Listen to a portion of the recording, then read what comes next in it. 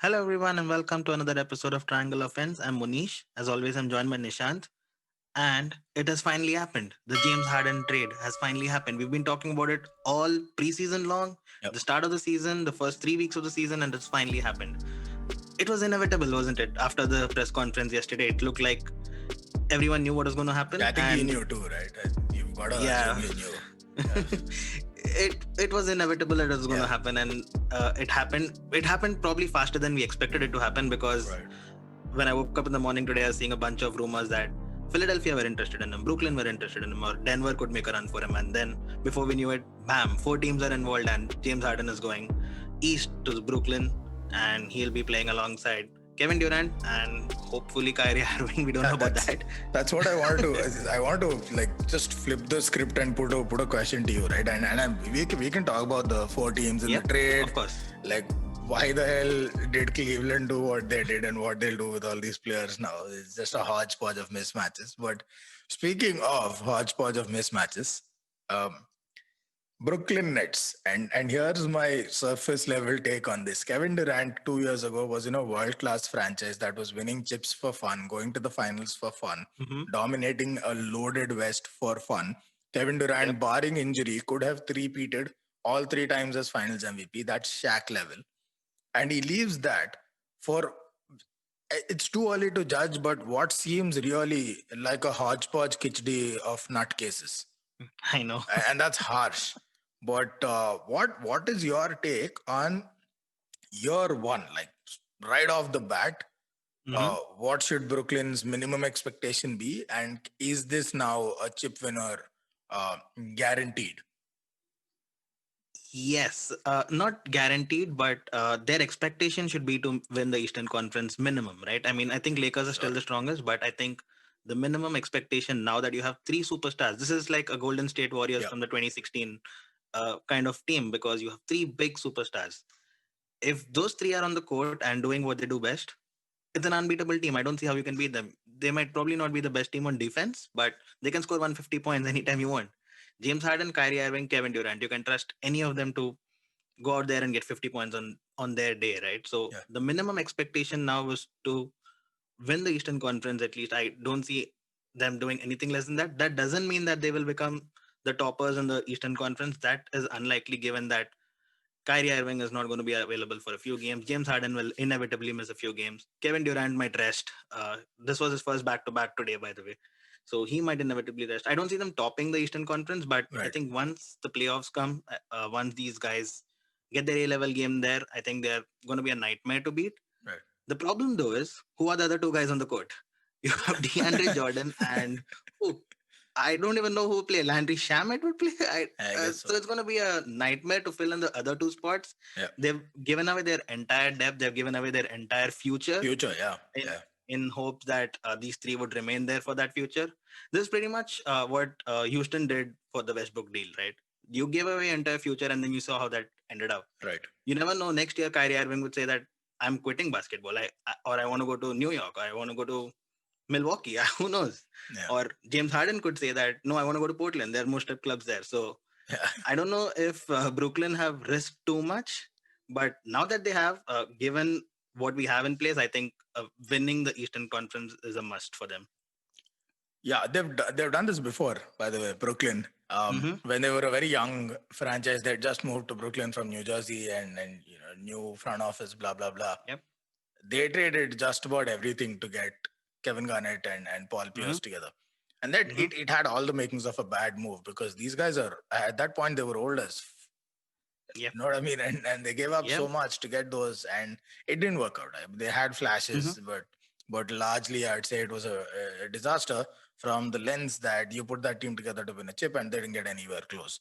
And they took a Right. while to bounce back from that because they had given up so much draft capital in the Right. process, and these guys weren't getting any younger. So it was like, Mm-hmm. even if they did win the chip, it's one season, and then what? It's Yep. almost that sort of a scenario. Now, Brooklyn with this deal, I don't know. I have a lot of misgivings about this. And I keep lamenting the fact that if only Kevin Durant had stayed back in Golden State, it was such a good fit. But I guess for him, it wasn't, right? It's easy as a fan to Yep. say it looks fun. But I guess for him, he just wasn't feeling it. We had a kind of Neymar in Barcelona scenario where you know you're so good, but the other guy gets all the headlines and it's his team. Yep. And it's always going to be his team. You joined in, not him. He built it from the ground, Steph Curry. So so he moves here, and really what it seems like is this eclectic potpourri of, I don't want to call them names, but let's just call them eccentric. They Yep. have their whims and their eccentricities, but when they're on the court, their box office. I have a lot of misgivings about this deal, by the way. Mm-hmm. Mm-hmm. Let's talk about. We can get to in eventual episodes what the hell Cleveland are going to do with all those bigs, when in fact it's their backcourt that makes them exciting. I The know. the duo of Sexland, Sexton and Garland, and but now they have, what is it? Let's list out their bigs. Who do they have? McGee. They have They have Drummond, Maggie, Drummond, Larry Kevin Love, Nance, Kevin Love. Kevin Love, Taurean Prince. Yep. Fantastic. And now Jarrett Allen. And oh my god, wow. Okay, so somebody's going to move for sure. And Yeah. but anyway, so that's Cleveland. That was our bit on Cleveland. Thank you for listening. That 12 seconds is all Cleveland gets. Now moving back to Brooklyn. Um, That's less than what a shot clock is.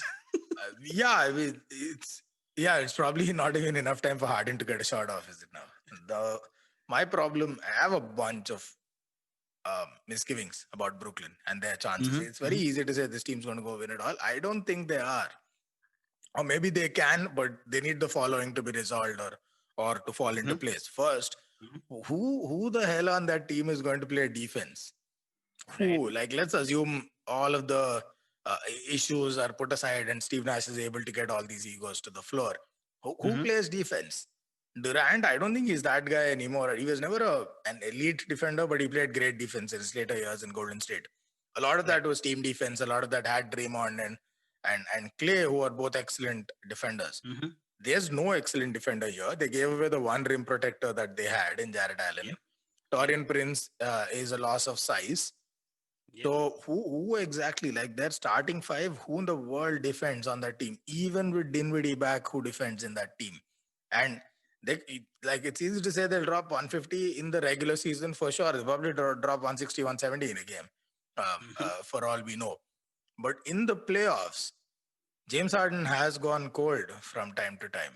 Mm-hmm. Now, and also each of the, except for Kevin Durant, the other two need a fair amount of the ball to score.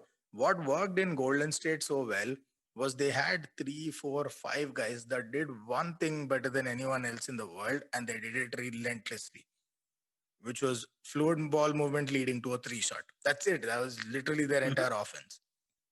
I don't think there's such a seamless fit in Brooklyn. Because if Mm-hmm. James Harden, like Steph Curry needs to be who he is, Klay Thompson, Kevin Durant need to be who they are.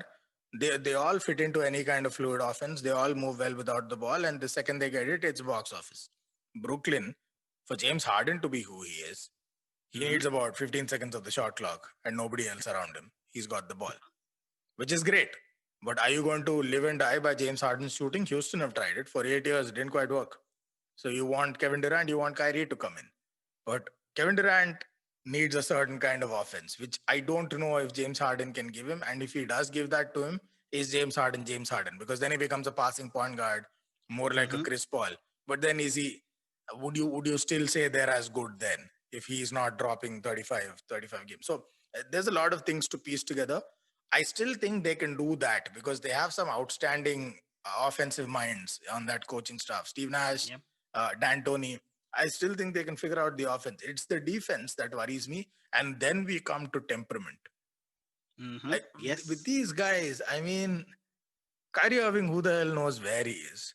What if Or if he's gonna conspiracy? return. Yeah, yeah. And what if conspiracy theory? He probably did all this because he knows this trade was going through, and this is his way of throwing a tantrum, or this was his way of making sure he doesn't get traded. Like he's worth pretty much nothing. Who the hell knows with Kyrie Irving? I don't know.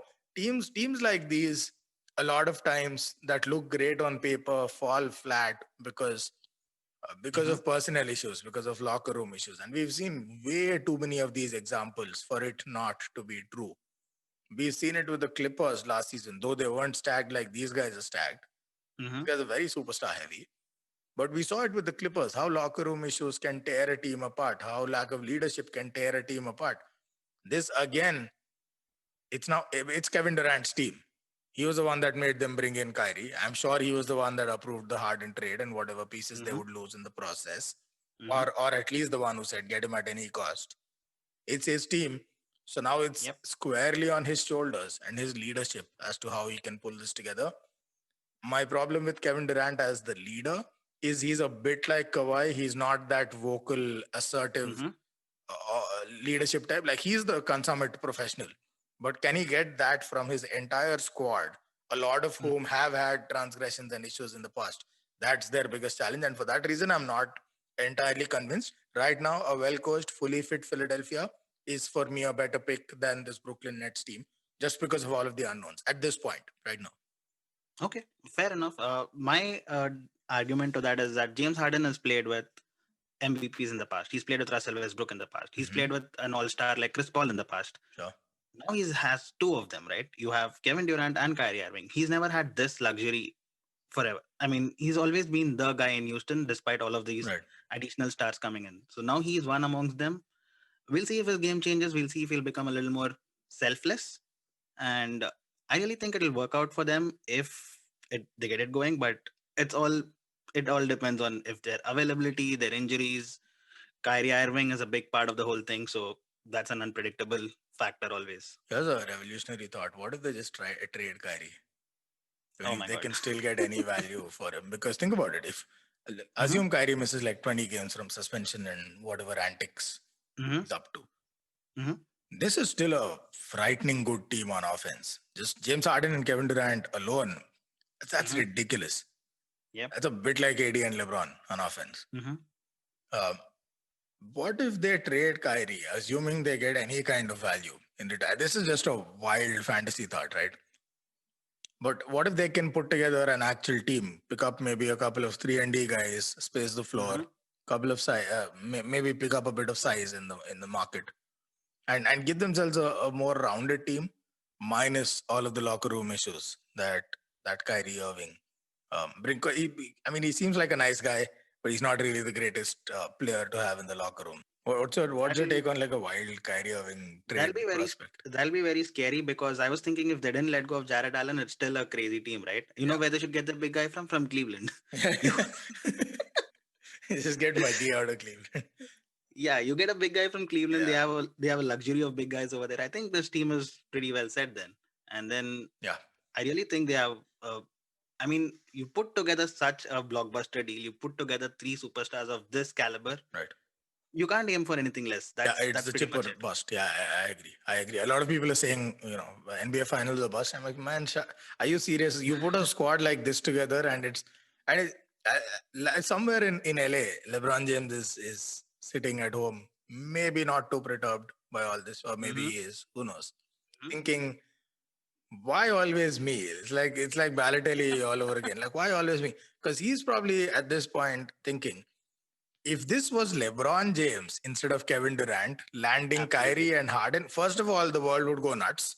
Mm-hmm. He's screwed the league, skewed the league, blah blah blah blah blah. LeBron, the GM, this, that, and the other. And if you would have got either one of these two, either Kyrie or Harden next to him, Yep. forget both, either one of those, what the whole world be saying should be the expectation of that team.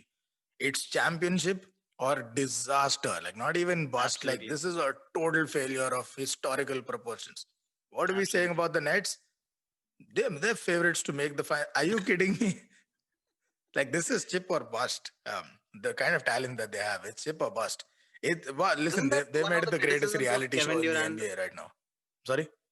Wasn't that one of the criticisms of Kevin Durant that he went to a already chip winning team and Yeah. then he just bolstered them? And it's the same right now, right? You wanted to come and make a team of your own, Yeah. but then you built in that with two additional superstars. So I think he's going to be subject to similar criticism as well if they don't make it. No, it's not the criticism. Yeah, I'm sure. I'm sure he is, but it's fine. I think the league has now warmed up to this prospect that it is a possibility teams are going to put superstars together. This Yeah. three superstar team is not a first anymore.